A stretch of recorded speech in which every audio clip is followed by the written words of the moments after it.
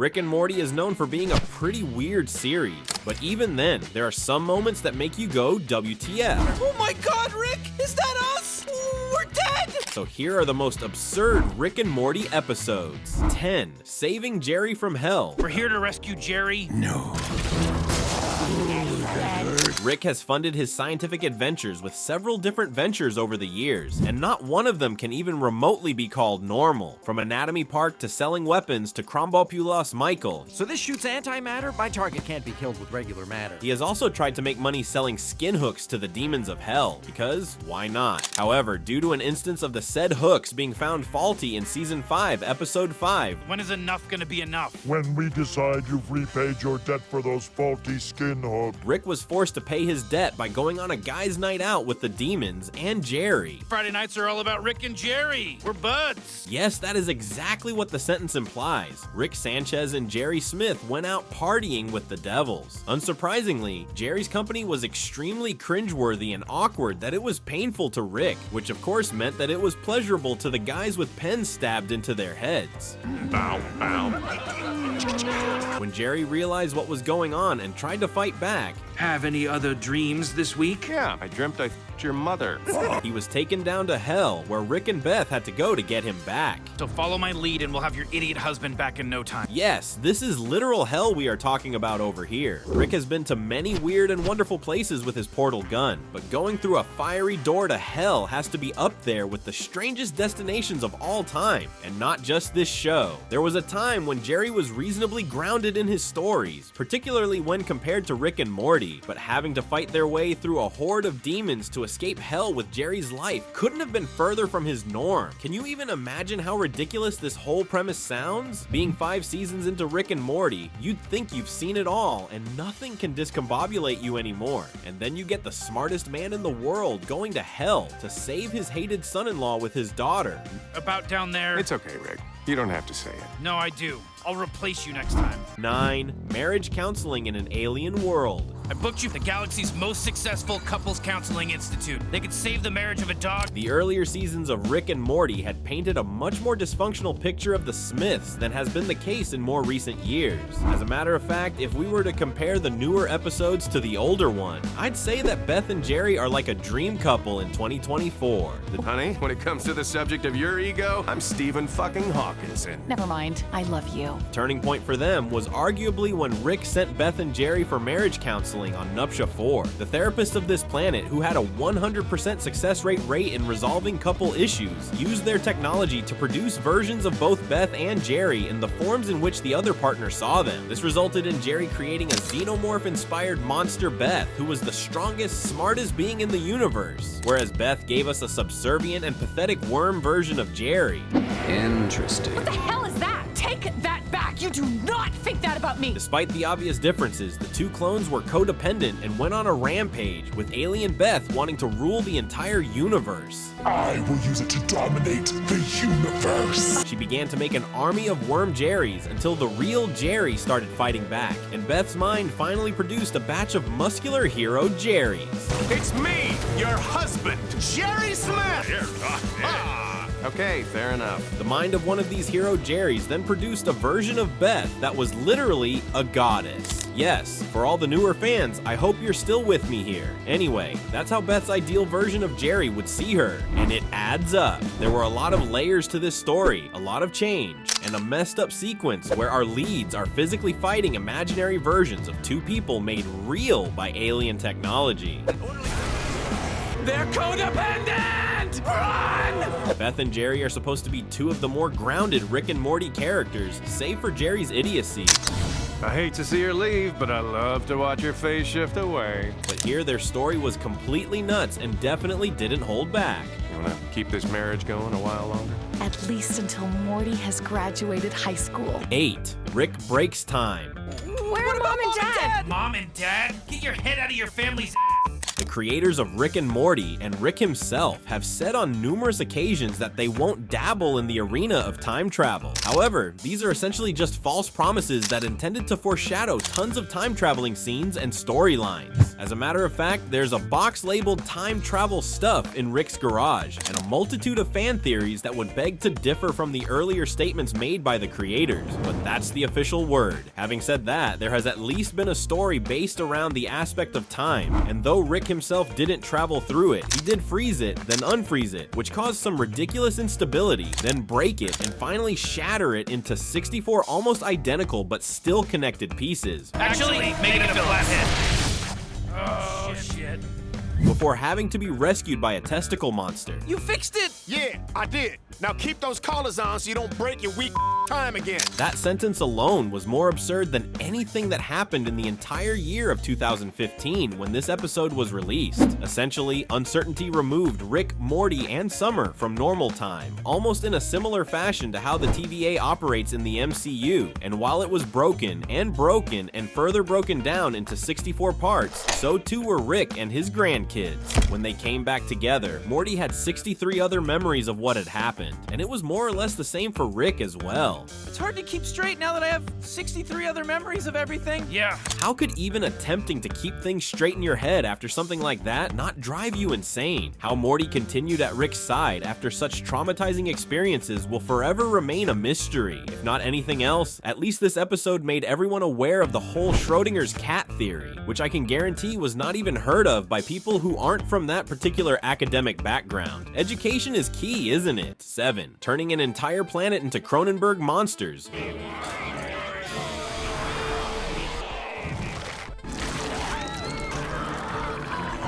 Sometimes science is more art than science, Morty. A lot of people don't get that. Typically, there have been very few dimensions that Rick and Morty have ever gone back to, and even fewer storylines that have threaded through several episodes and even seasons. Morty's original dimension, however, manages to tick both boxes, and not in an optimistic kind of manner. Way back in the first season of the show, Rick destroyed the world in Rick Potion number 9, when a love potion and 2 ill-advised antidotes got mixed up in the worst possible way to Cronenberg the entire world.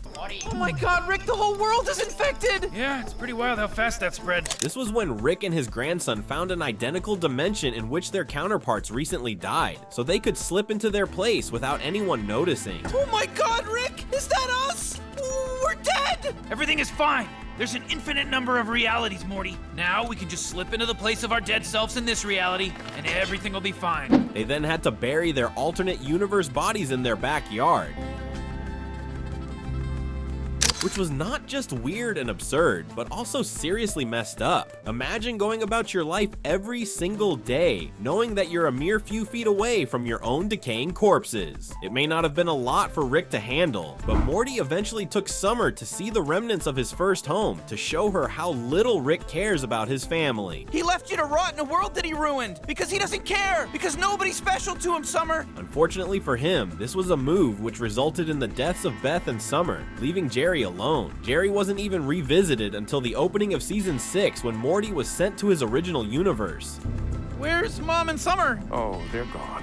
Sorry, Morty. His dad was now a lone survivor in a dead world until Rick Prime showed up and killed him, potentially introducing himself as the new big bad of the show. Why are you here? Buddy, I have been asking myself that exact same question. What a ridiculous ride, and to be honest, a rather depressing one too. You really feel sorry for the original Smith family, and it's kind of crazy to imagine that the Cronenberg situation happened in the very first season itself. 6. Rick has done the nasty with an entire planet. Please answer me. I'm pregnant. Oh my god. Why would this person lie? Over the years, Rick has done a lot of crazy stuff and has had some crazy alien relationships, including with Daphne and Unity. It's not really that big of a deal though, because there are lots of men of culture out there who do the exact same thing. She dumped me. Why would I answer her calls? I think you're wrong. Bringing you was a mistake. Now, while these particular stories don't make the list, his shady escapades with Gaia do happen to find themselves in the limelight, simply because Gaia is an entire planet. Where is she?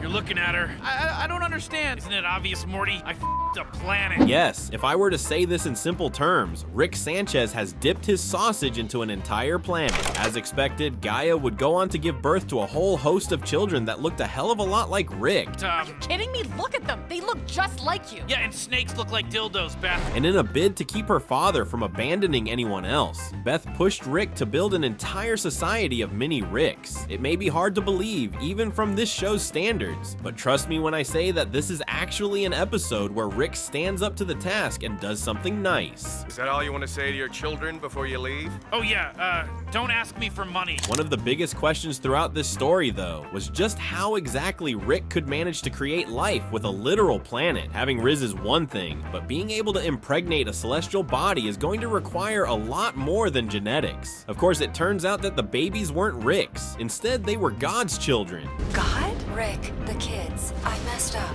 You're not their father. Which then led to a fist fight between a gigantic Rick and the Almighty himself. Yup, this entry just gets more absurd as it continues, doesn't it?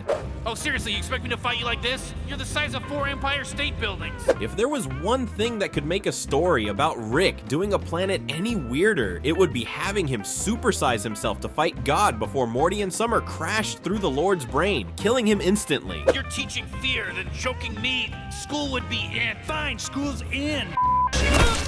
This took things in a wild direction even for a show of this reputation. Mom and Dad are gonna be Oh, mad. hey, look, no. Fuck your mom and dad. Your parents are a bag of dicks. 5. Tommy's survival in Froopy Land. It's Tommy. We know. We know. The very nature of Rick and Morty, particularly recently after so much of Rick's past has finally been confirmed, now falls under a lot of scrutiny. We know that our Rick isn't our Beth's original father, and yet at the end of season 3, he is still chastised for how this Beth was raised by whichever Rick brought her up. Namely, this was Froopy Land, an entire world for Beth to run free and play in, with bouncy floors and breathable water. What if I'd gotten hurt? Dad, you're right. Dad!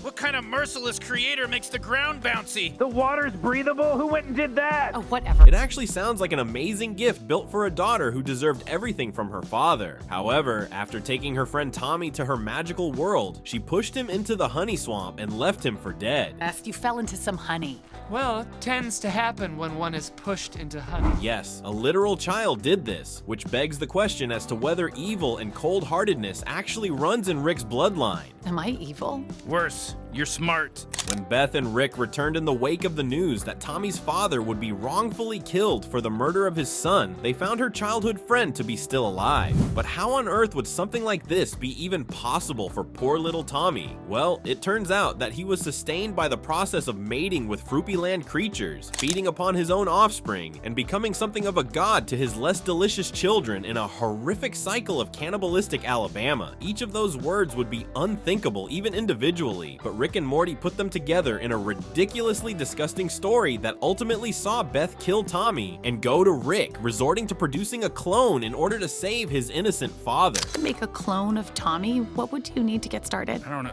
Tommy's DNA? He gave you his finger. Well, what happened is... It's okay. It doesn't matter. This was dark and easily one of the most messed up things Beth has ever done in her life. Well, at least for once, it wasn't Rick who was at fault for what had happened. 4. Decoys of decoys of decoys. Squid started killing decoys, they're making decoys. That's making them seek out and run into other decoys. There are plenty of Rick and Morty stories that tackle the multiverse. It was well established early on that this Smith family is one of an infinite number across infinite realities, and so seeing other Ricks, Mortys, Summers, Beths, and Jerrys isn't as strange as it should be anymore. Damn, like Westworld. Yes, Morty, like Westworld, but don't f them. Honestly, after watching this show, the MCU multiverse feels like a light morning walk. Now, there is one story that features countless different versions of the family and has almost nothing to do with the multiverse of the central storyline. With Rick having such a big target on his back as he does, he has a lot of fail-safes, defenses, and backup plans in place. These particular ones are decoys of his entire family. What the fuck you think you're doing down there? You're making decoys? Wait, how do you... Oh god, Summer was right. When decoy families start getting killed by strange squid aliens, the Ricks that created them also turn out to be decoys. The whole point is that a decoy doesn't know it's a decoy. You think I'm a decoy? How do you know about the decoys? They were my idea. And Summer is the one that points out that they themselves could be decoys.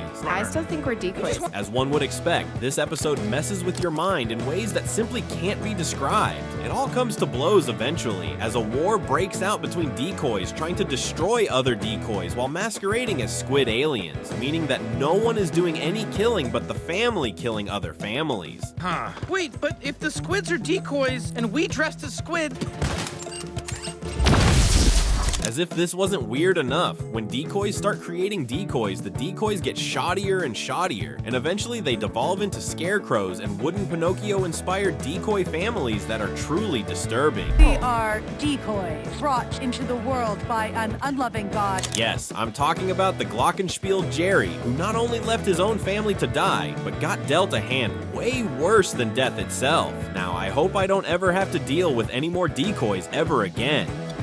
Oh shit, looks like someone killed the decoy family. Decoy family? 3. A very literal literary device that confuses everyone. Literally. A literal literary device, quite literally metaphorically containing us. There are 2 types of weird storylines that make up this video and its entries. Those that are absolutely crazy, but at least understandable. And then there's this one. You could probably watch Never Rick and Morty 1,000 times and still never actually understand what is going on in the plot, which is kind of the point of the whole thing. Morty, I told you if you found me again, identify yourself. I didn't know it was you! Rick and Morty has never been shy about making meta jokes, and it's also never been shy about responding to certain criticisms received on the internet by their loving keyboard warriors. This episode just felt like the writers took all of that to their advantage and threw it together for one incredibly weird story. Hey, get back in your egg! Taking place on a train that is actually a story device that is actually a toy that Morty purchased at the Citadel. Just about every aspect of a story is called out by the two from deciding what is canon.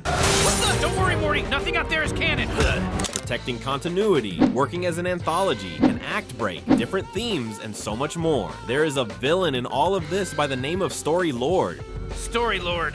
I should have known you were behind this, and I did. Who wished to tap into Rick and Morty's apparently limitless potential, but was stopped by Rick's idea to pray to Jesus Christ because it was something he would most definitely never do. Jesus is always knocking at the door. All we have to do is open it and let him into our hearts. How? I'm so glad you asked, Morty. Never do this! Fill me with your spirit. Make me a shining city on a hill No! for you. Make me born again. Yes, all of this happens in the span of just 23 minutes. This episode was impossible to understand to the point that it's actually difficult to enjoy, but I suppose that's what the writers were hoping for. 2. Beth falls in love with herself. While many other mothers across Rick and Morty's fellow animated shows are projected almost as the boring housewife, the same cannot be said about Beth Smith, especially after what we just discussed in the Fruppyland entry. She is actually one of the most complicated and complex characters in the entire show, despite having started off as a very forgettable character. I'm out of excuses to not be who I am, so who am I? With a dad that left her at a young age, a teenage pregnancy that led to an unhappy marriage, and more than one identity crisis, she felt lost, which makes her sort of relatable to a lot of moms out there. Rick created a clone of his own daughter, and while one went out into space to have adventures like her dad, the other stayed home as a mother and wife. Oh my god! Yeah, it's my back, you dumb bitch. The main problem here is that even Rick doesn't know which is which. In the years since this revelation, Space Beth has been known to return to spend some time with the Smiths on occasion, and neither seems to care which is the clone and which isn't. As far as they are concerned, they are the same woman, which is what makes their love affair behind Jerry's back so weird. Beth thought it made her either the healthiest or unhealthiest woman in the world that she fell in love with herself. Wow, my ass looks good in that spacesuit. I mean it. But either way you look at it, it's just plain weird. A lot of people were left traumatized by what they saw here, and I can totally empathize with them. Are you serious? Hey, is this making fun of me? Oh, Jesus Christ, you need to fix the portal gun, Rick! 1. Morty and Summer's gigantic Alabama baby, in what is widely, and in my opinion, correctly thought of as the most disgusting Rick and Morty story ever.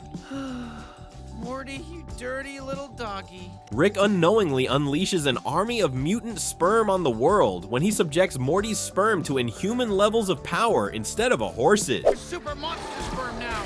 I blame myself, unless there was something about the sperm I didn't know. The president sends Rick, Morty, and a crew of 100% male Marines 100% male Marines. to nuke every last sperm. But it was Summer that had the idea to give them what they wanted, eggs. Yes, she suggested sending an enlarged egg into outer space, and the sperm would surely follow. No thanks to you. We're luring the sperm with a giant human egg. Actually sound logic, especially if you consider the science of it. Obviously, no one at the time knew that the sperms were actually Morty's, otherwise Summer's egg would never have been used. But it was, and the result was a horrifying giant Alabama space baby named Naruto Smith. Not gonna miss that guy, right?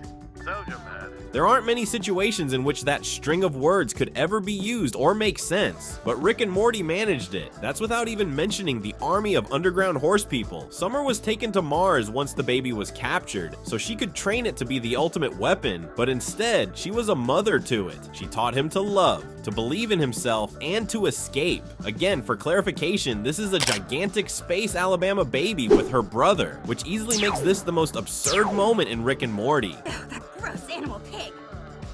Do you agree with me on this? Let me know in the comments if you want to see another topic. Okay then, see you in the next one.